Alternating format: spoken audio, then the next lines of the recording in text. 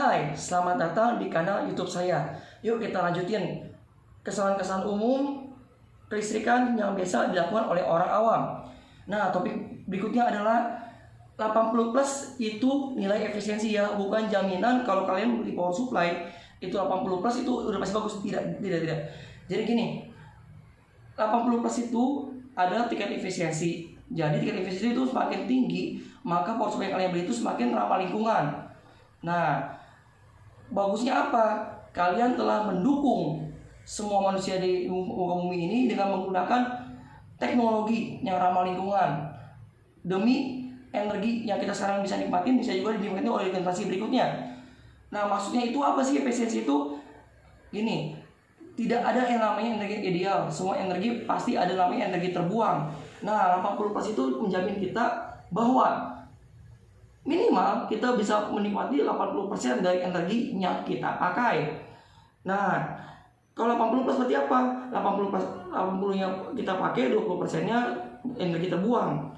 Tapi tetap yang kita bayarkan, yang kita pakai itu sebesar 100%. Tapi yang kita bisa nikmatin hanya 80%. Nah, terus bagaimana cara tahu power supply yang kita pakai itu bagus atau tidak? Kalau 80% itu atau 80+ itu label yang tadi itu cuma hanya efisiensi doang. Oke, kalian bisa baca-baca review seperti Hardware Unboxer, kalian bisa baca Analtek, kalian bisa baca Joni Guru, kalian bisa baca Tom Hardware, atau kalian bisa bertanya ke forum-forum yang memang forumnya itu terkenal mempunyai komunitas yang baik ya, tidak toksik. Kalian bisa bergabung ke official grupnya Nvidia bernama GeForce Community Indonesia. Nah, itu grup itu benar-benar resmi dibikin oleh Nvidia Indonesia. Oke. Lalu kalian bisa juga gabung ke grup-grup lain yang emang dibikin oleh web yang tadi saya baru sebutin. Terus apa aja sih yang buat power supply itu dapat dikatakan layak? Yang pasti sih satu ya, hasil sinyal listrik yang dihasilkan itu benar-benar bagus, benar-benar stabil, benar-benar bersih.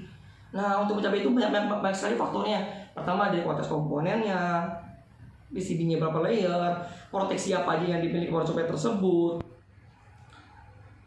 Masih banyak hal lain lah yang saya juga tidak terlalu menguasai.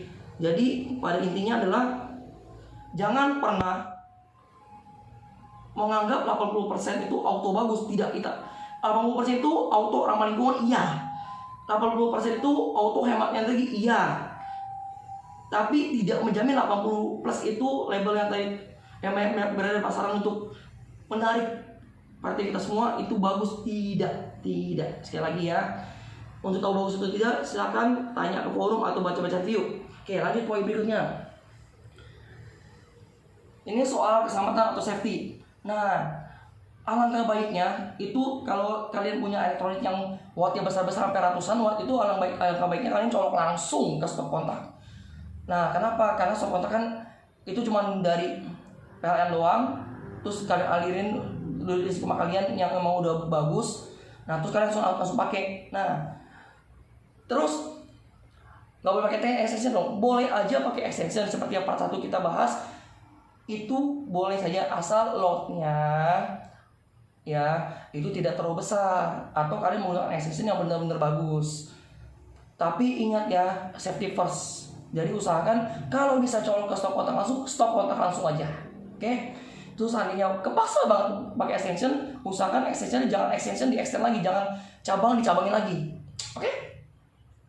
Lalu berikutnya, skenario pemakaian listrik yang baik itu gimana sih? Nah, ini bagus untuk semua listrik ya, tapi saya contohin misalnya komputer deh. Nah, itu bagus gini.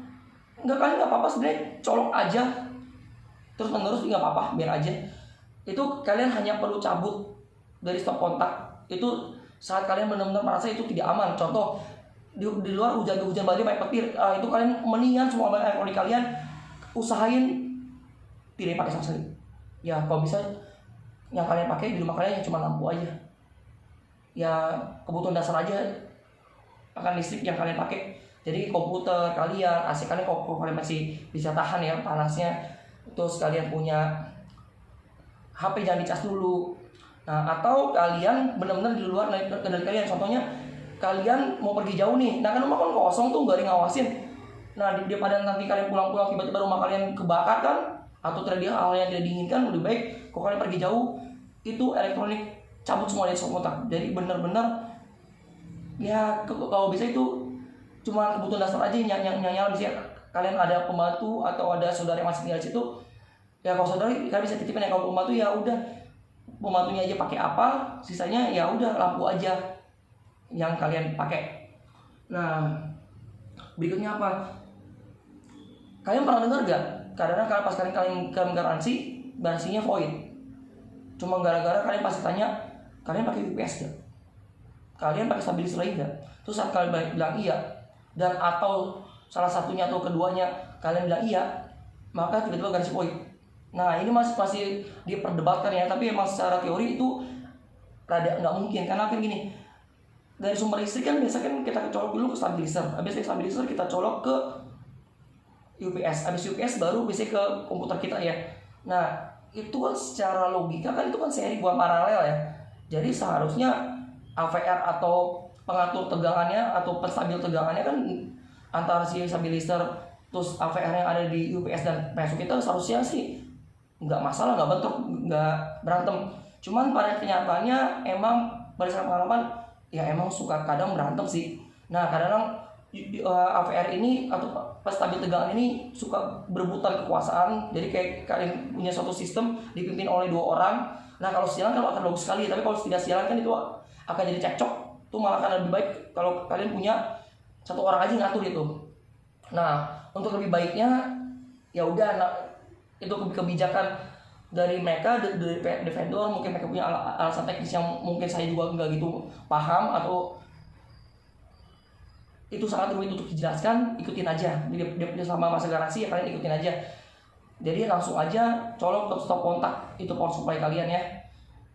Daripada kalian garansi void juga kan, kalian nggak bisa nikmatin, kalian pusing juga kan kalau harus servis mahal atau kalian harus beli baru lagi kan.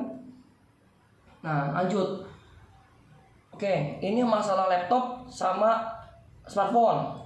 Ini yang kalian sering perdebatkan, fitur AutoCAD. Oke.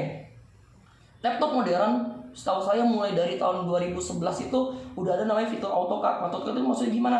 Gini, saat kalian pakai sambil cas, nah itu di laptop itu listrik yang dari PLN-nya akan dibagi 2, benar-benar akan dialihkan ke 2 sistem yang berbeda. Yang satu yang buat emang kalian pakai, nah yang satu lagi buat ngecas baterai. Tapi baterai yang lagi dicas ini benar-benar sirkuit yang buat outnya di open, jadi open circuit. Jadi benar-benar kalian pakai dari PLN langsung, yang kalian pakai itu yang di PLN.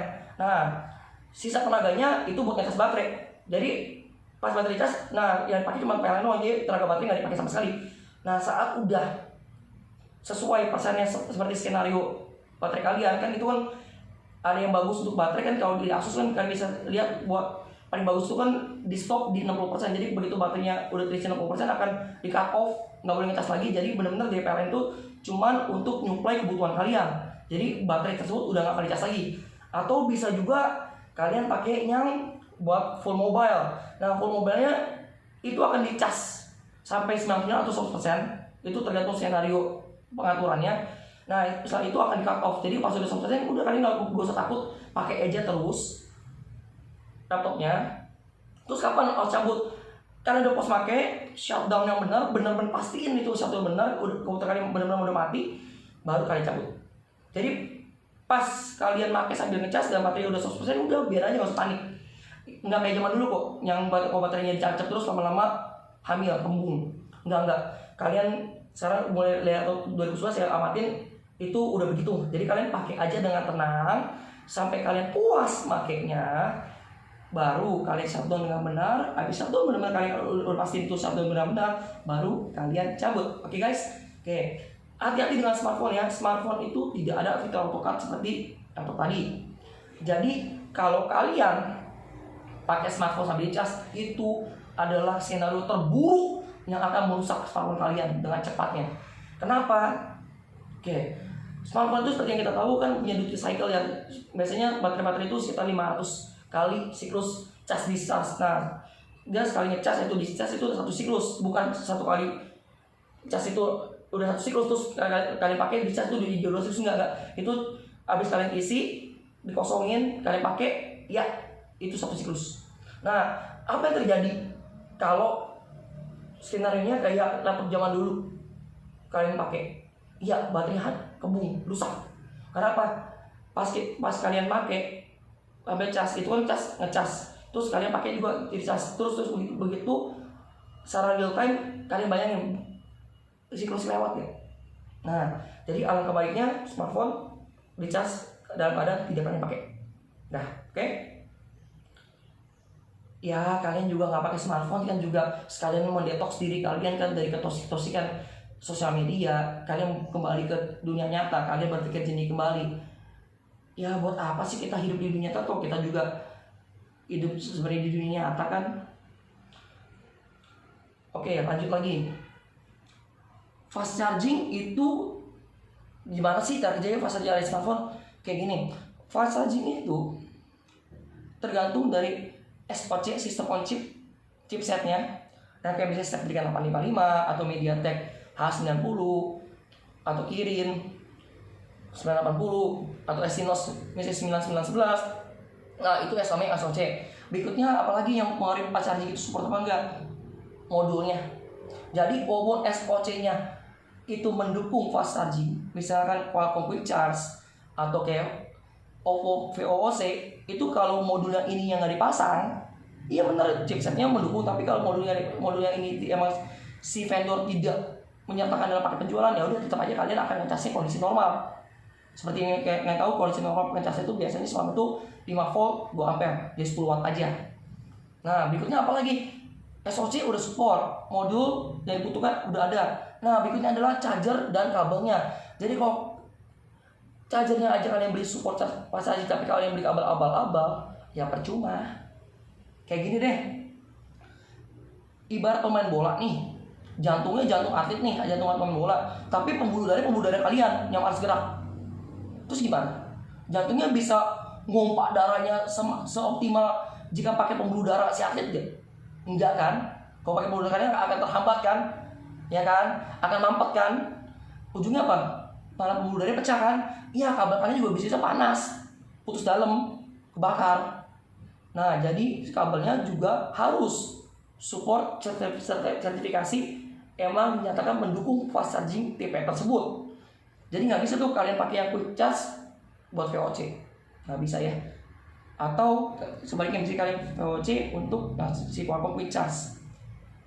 Jadi ngerti ya? Oke, saya ulangi lagi. Pertama, 80 plus itu menjamin kalian hemat energi, iya. Menjamin kalian ramah lingkungan, iya. Tapi tidak menjamin apa yang kalian pakai dengan naik 80 plus itu bagus, tidak ya. Kalian harus tetap tanya forum, tanya lebih ahli, baca review, perbanyak literasi lah ya. Berikutnya, usahakan kalian colok langsung ke stop kontak. Seandainya kepaksa, tolong banget dicabangin sekali aja. Jangan cabang-cabang, jangan extend lagi. Berikutnya, kalau kalian nggak ada hal-hal yang darurat, ya udah biar aja. Kalau kalian ngapain biasa udah, nggak usah ngapain. Kecuali di luar tidak mungkin bisa lagi hujan petir atau kalian mau tinggal lama, ya udah itu baik kalian cabut aja. Ingat keselamatan utama, safety first. Lalu yang tadi saya bilang, terlalu banyak stabilizer tidak baik ya. Kalau mereka sejalan itu bagus banget, kalian akan mendapat listrik yang hampir ideal, bersih banget, sinyal listriknya benar-benar stabil. Cuman ibarat suatu sistem, suatu negara, kalau mereka nggak sejalan gimana? Sama kalian masa garansi, ya udah ikutin aja. Kalau emang vendor power supply kalian itu memang melarang kalian untuk menggunakan UPS atau stabilizer, ya udah ikutin aja. Daripada kalian kerjakan valid, kalian juga yang pusing kan. Nah, lalu berikutnya, laptop boleh digunakan sambil dicas, itu nggak apa-apa. Cabutnya setelah kalian puas pakai dan udah tersambung dengan benar. Ya, smartphone tidak. Usahakan cas smartphone dalam keadaan kalian tidak pakai sama sekali. Oke, berikutnya fast charging itu harus support dari SoC-nya, modulnya ada, chargernya support, dan kabelnya juga. Oke, semoga video sebuah ini bermanfaat. Jika kalian suka konten-konten seperti ini, jangan lupa kasih like. Jika kalian ingin memberikan masuk, kritik, saran, kalian tulis aja di kolom komentar. Jika kalian merasa ini bermanfaat, tolong share, tolong bagikan ke kalian punya relasi. Nah, jika kalian suka channel ini terus memberikan konten-konten yang positif dan bermanfaat seperti ini, jangan lupa subscribe ya guys. Dadah.